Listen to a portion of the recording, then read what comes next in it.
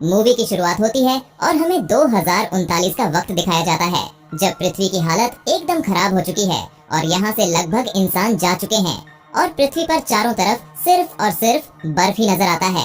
और अब जितने भी बचे खुचे लोग थे वो भी आज पृथ्वी को छोड़कर जा रहे हैं। जितने भी लोग यहाँ पर रुके थे वो सारे के सारे वैज्ञानिक थे और इन सब के दिल में एक छोटी सी उम्मीद थी, इसलिए ये पृथ्वी पर रुके थे कि कहीं पृथ्वी की हालत ठीक हो जाए। लेकिन आज इन लोगों ने भी हार मान लिया, इसीलिए ये सारे लोग आज पृथ्वी छोड़कर जा रहे हैं। लेकिन तभी हम एक और शख्स को देखते हैं जो कि पृथ्वी को नहीं छोड़ना चाहता और इस आदमी का नाम ऑगस्टाइन है और ये भी एक कमाल के वैज्ञानिक हैं और अभी इनकी जिंदगी का आखिरी वक्त चल रहा है क्योंकि इन्हें कैंसर है और इसलिए ऑगस्टीन पृथ्वी को नहीं छोड़ना चाहते। वो अपना अंतिम समय यहीं बिताना चाहते हैं और उसे लगता है कि वो अपनी जिंदगी अकेले बिता सकते हैं क्योंकि वो अपना इलाज खुद करते हैं और ये पहले बहुत अमीर थे, इसलिए इनके पास चीजों की कमी नहीं है। इसीलिए ऑगस्टाइन ने फैसला किया है कि वो पृथ्वी पर ही रहेंगे और अपनी अंतिम सांस यहीं पर लेंगे। फिर समय ऐसे ही बीतता जाता है और ऑगस्टाइन अपनी जिंदगी ऐसे ही अकेले बिताते हैं और बीच बीच में उनकी जिंदगी की कुछ झलकियां हमें दिखाई जाती हैं और हमें देखने को मिलता है कि जब ऑगस्टीन जवान थे तो उनके अंदर कितना जोश था और वो इंसानियत के लिए बहुत कुछ करना चाहते थे क्योंकि उन्हें शायद कहीं न कहीं इस बात का अंदेशा था कि पृथ्वी की हालत एक दिन बहुत ही ज्यादा खराब होने वाली है और हालत इतनी खराब हो जाएगी कि इंसान यहाँ पर रह भी नहीं पाएंगे। इसीलिए वो दिन रात इसी चीज के खोज में लगे रहते थे कि पृथ्वी के अलावा दूसरा कौन सा प्लेनेट है जहाँ पर इंसान रह सकते हैं और कुछ वक्त के बाद उन्हें वो जगह मिल भी जाती है।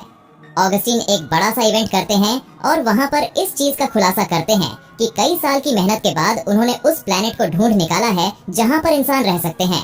उस प्लेनेट का नाम K23 होता है और इसी इवेंट के दौरान ऑगस्टीन की मुलाकात होती है एक लड़की से जिसका नाम है जीन और जीन देखने में बहुत ही खूबसूरत थी, इसीलिए ऑगस्टीन को उससे पहली नजर में ही प्यार हो गया और वक्त के साथ साथ दोनों की नजदीकियां बढ़ती गईं और एक वक्त के बाद दोनों ने शादी की और शादी के थोड़े समय के बाद जीन प्रेग्नेंट हो गई। और इसी बीच जीन को एहसास हुआ कि ऑगस्टीन के लिए अगर कोई चीज सबसे ज्यादा मायने रखती है तो वो है उसका रिसर्च। ऑगस्टीन दिन भर अपने काम में लगा रहता है और उसे इस बात का एहसास भी नहीं है कि उसकी एक वाइफ है जो कि प्रेग्नेंट है। इसीलिए धीरे धीरे जीन को लगता है कि वो ऑगस्टीन से अलग होती जा रही है और इसी तरह धीरे धीरे उनकी दूरियां बढ़ने लगती हैं। और एक वक्त के बाद जीन फैसला करती है कि अब वो दोनों एक साथ नहीं रह सकते, यही उन दोनों के लिए अच्छा है, इसीलिए वो ऑगस्टीन को छोड़कर चली जाती है। फिर कहानी आती है प्रेजेंट समय में और हम ऑगस्टीन को देखते हैं। उसे एक नोटिफिकेशन मिलता है कि अगले 11 घंटे में उसे एक स्पेसशिप कांटेक्ट करने वाला है। फिर हम उस स्पेसशिप को देखते हैं जिन्होंने ऑगस्टीन से कांटेक्ट करने की कोशिश की है और इस स्पेसशिप में हम 5 लोगों को देखते हैं और ये सारे लोग K23 प्लेनेट से आ रहे हैं, जिस प्लेनेट को ऑगस्टीन ने खोजा था। और आज से 6 साल पहले ऑगस्टीन की कंपनी ने इन सारे लोगों को K23 प्लेनेट पर भेजा था ताकि ये लोग जाएं और वहाँ पर रिसर्च करें कि क्या वहाँ पर जिंदगी सच में पॉसिबल है।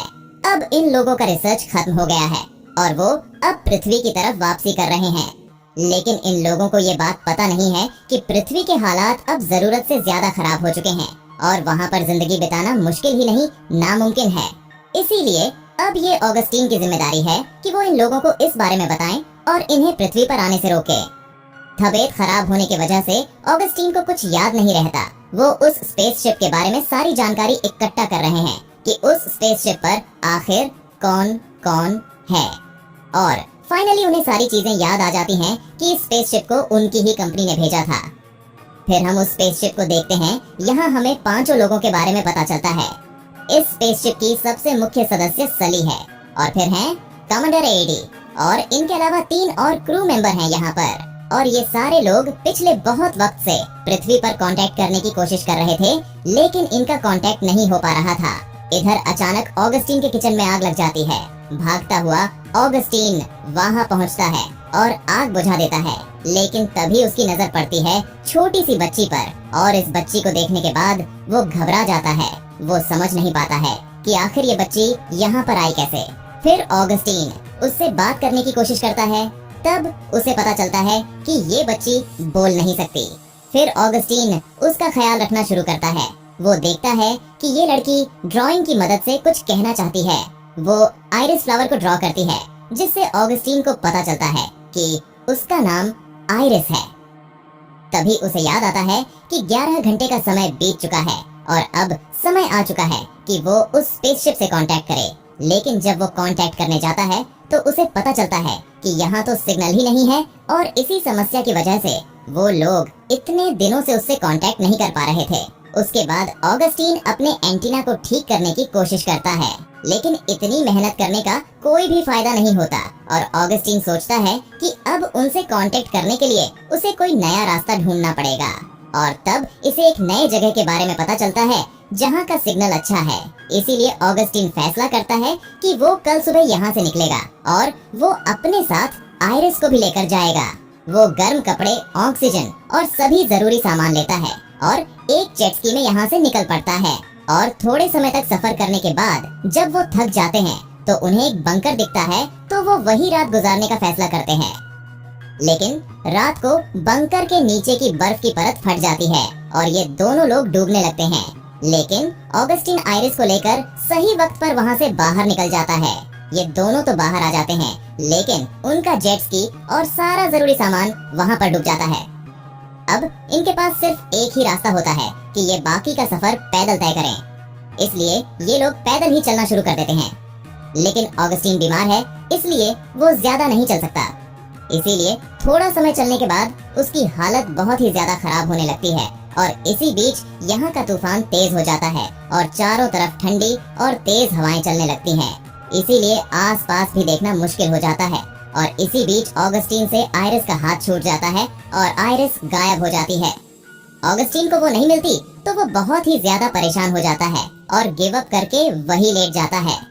फिर उसे अपनी बीवी का विजन दिखाई देता है, लेकिन बाद में वो रियलाइज करता है कि वो आइरिस है। उसके बाद दोनों फिर से चलना शुरू कर देते हैं और थोड़े समय के बाद ये लोग उस जगह पर पहुंच जाते हैं। फिर हम देखते हैं कि स्पेसशिप में सारे लोगों को पता चलता है कि वो रास्ता भटक चुके हैं और वो किसी गलत दिशा में जा रहे हैं। फिर ये सारे लोग मिलकर एक अलग रास्ते को चुनने का फैसला करते हैं, लेकिन इस रास्ते के बारे में किसी को कोई भी जानकारी नहीं है, इसलिए ये रास्ता रिस्की था। लेकिन फिर भी वो इस रास्ते को चुनते हैं। तभी हम फिर से ऑगस्टीन को देखते हैं और को स्पेसशिप से कांटेक्ट कर पाता है। सली और ऑगस्टीन के बीच बातें होनी शुरू हो जाती हैं। लेकिन जैसे ही ऑगस्टीन पृथ्वी के कंडीशन के बारे में कुछ बताने वाला होता है, तभी उनकी स्पेसशिप एस्टेरॉइड से टकरा जाती है और एक बार फिर से उनका कनेक्शन टूट जाता है। एस्टेरॉइड्स के टकराने से उनका कम्युनिकेशन सिस्टम खराब हो गया था, इसलिए वो डिसाइड करते हैं कि वो बाहर जाकर इसे ठीक करेंगे। सली, माया और एडी बाहर जाते हैं। सब कुछ सही जाता है। वो लोग कम्युनिकेशन सिस्टम भी ठीक कर देते हैं और फिर अंदर जाने लगते हैं। लेकिन तभी अचानक एस्टेरॉइड उनसे एक बार फिर टकरा जाता है। एस्टेरॉइड के जाने के बाद भी सब सही सलामत बच जाते हैं। लेकिन माया देखती है कि खून के कुछ बूंद उसके हेलमेट के अंदर फ्लोट हो रहे हैं। सली और एडी उसे जल्दी से अंदर लेकर जाते हैं। जैसे ही वो माया का हेलमेट निकालते हैं, बहुत सारा खून उसके सूट से बाहर निकलकर फ्लोट करने लगता है। माया काफी डर जाती है। वो लोग उसका इलाज करने की कोशिश करते हैं, लेकिन माया वही अपना दम तोड़ देती है, जिससे सारे लोग बहुत ही ज्यादा निराश हो जाते हैं। और तभी उन्हें धरती दिखाई देती है। धरती का हालत देखकर उनके होश उड़ जाते हैं। लेकिन थोड़े समय के बाद सली वापस ऑगस्टीन को कांटेक्ट करती है। ऑगस्टीन उन्हें सारी बातें बताता है कि पृथ्वी अब खतरे से खाली नहीं है और यहाँ से सारे इंसान जा चुके हैं। इसीलिए तुम लोगों को वापस K-23 प्लेनेट पर जाना चाहिए। ये सारी बातें जानने के बाद सभी एक बार फिर से परेशान हो जाते हैं। लेकिन K-23 पर वापस जाने की बात से टॉम राजी नहीं होता। उसे जानना है कि उसके फैमिली के साथ क्या हुआ। वो कैप्टन एडी से परमिशन मांगता है कि वो री एंट्री पॉड को लेकर धरती पर जाना चाहता है और अपने बीवी बच्चों को ढूंढना चाहता है। एडी भी उसे परमिशन दे देता है। तब मिचेल भी टॉम के पास आता है और उसे कहता है कि वो भी अपनी फैमिली को ढूंढने उसके साथ धरती पर आना चाहता है। टॉम और मिचेल सली और एडी को अलविदा कहकर री एंट्री पॉड से धरती की ओर बढ़ जाते हैं। उसके बाद सली फिर से ऑगस्टीन से बात करती है और कहती है कि ये उसकी जिंदगी का सबसे बड़ा दिन है कि वो ऑगस्टीन से बात कर रही है, क्योंकि वो ऑगस्टीन को हमेशा से अपना आइडल मानती रही है और आज अगर वो ये काम कर रही है तो वो सिर्फ ऑगस्टीन के कारण। वो ऑगस्टीन से इंस्पायर होकर ही एक एस्ट्रोनॉट बनी थी। फिर बातों ही बातों में सली अपने माँ के बारे में बताती है और कहती है कि मेरी माँ का नाम जीन था और वो भी आपको बहुत पसंद करती थी और वो हमेशा ही आपके बारे में बातें किया करती थी। ये सब सुनने के बाद ऑगस्टीन शॉक हो जाता है। वो समझ जाता है कि सली उसकी ही बेटी है। वो उससे उसका नाम पूछता है तो वो कहती है कि मुझे सभी प्यार से सली कहते हैं, लेकिन मेरा असली नाम आइरिस है। आइरिस नाम सुनने के बाद उसे वो छोटी बच्ची याद आती है और फिर ऑगस्टीन भागता हुआ उस बच्ची के पास पहुंचता है तो देखता है कि वहाँ पर कोई बच्ची है ही नहीं। यहाँ हमें पता चलता है कि आइरिस नाम की कोई बच्ची कभी यहाँ थी ही नहीं। ये सिर्फ ऑगस्टीन की कल्पना थी, लेकिन यहाँ पर ऑगस्टीन आइरिस को ये नहीं बताता कि वही उसका पिता है, क्योंकि वो जानता है कि अगर उसने बता दिया तो आइरिस उसे लेने के लिए वापस पृथ्वी पर आ जाएगी। ऑगस्टीन आइरिस से पूछता है कि K-23 देखने में कैसा है। फिर आइरिस K-23 को अच्छे से डिस्क्राइब करती है और आइरिस की आवाज में K-23 के बारे में सुनकर ऑगस्टीन बहुत खुश होता है और फिर वो उन्हें जाने के लिए कहता है।